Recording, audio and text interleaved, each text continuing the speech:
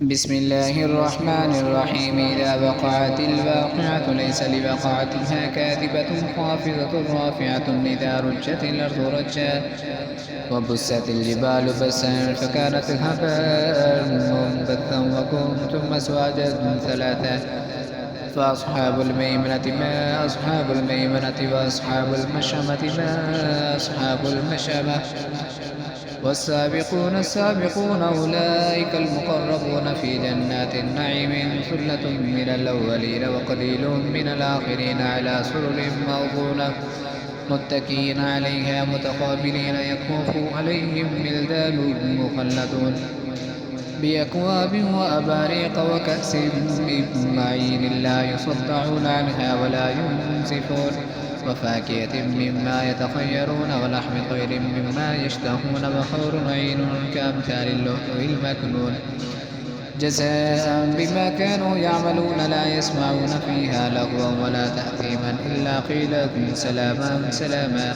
وأصحاب اليمين ما أصحاب اليمين في سدر مخضود وطلح منضود وظل ممدود وماء مسكوب وفاكهة كثيرة لا مقطوعة ولا ممنوعة وفرش مرفوعة.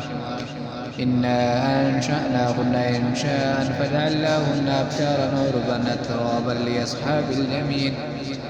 ثلة من الأولين وثلة من الآخرين. وأصحاب الشمال ما أصحاب الشمال في سموم وحميم وظل من يحموم لا بارد ولا كريم. إنهم كانوا قبل ذلك مترفين وكانوا يصرون على الحنث العظيم. وكانوا يقولون إذا متنا وكنا ترابا وعظاما أئنا لمبعوثون وآباؤنا الأولون.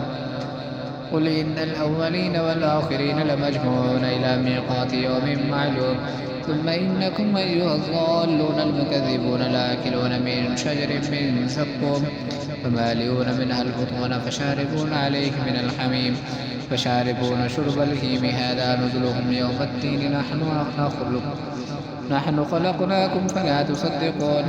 أفرأيتم ما تمنون أنتم تخلقونه أم نحن الخالقون. نحن قدرنا بينكم الموت وما نحن بمسبوقين على أن نبدل أمثالكم وننشئكم فيما لا تعلمون. ولقد علمتم النشأة الأولى فلولا تذكرون. أفرأيتم ما تحرثون أنتم تزرعونه أم نحن الزارعون. لو نشاء لجعلناه حطاما فظلتم تفكهون. إنا لمغرمون بل نحن محرومون. أفرأيتم الماء الذي تشربون أنتم أنزلتموه من المزن أم نحن المنزلون. لو نشاء جعلناه أجاجا فلا تشكرون. أفرأيتم النار التي تورون أنتم أنشأتم شجرتها أم نحن المنشئون. نحن جعلناها تذكرة ومتاعا للمقوين.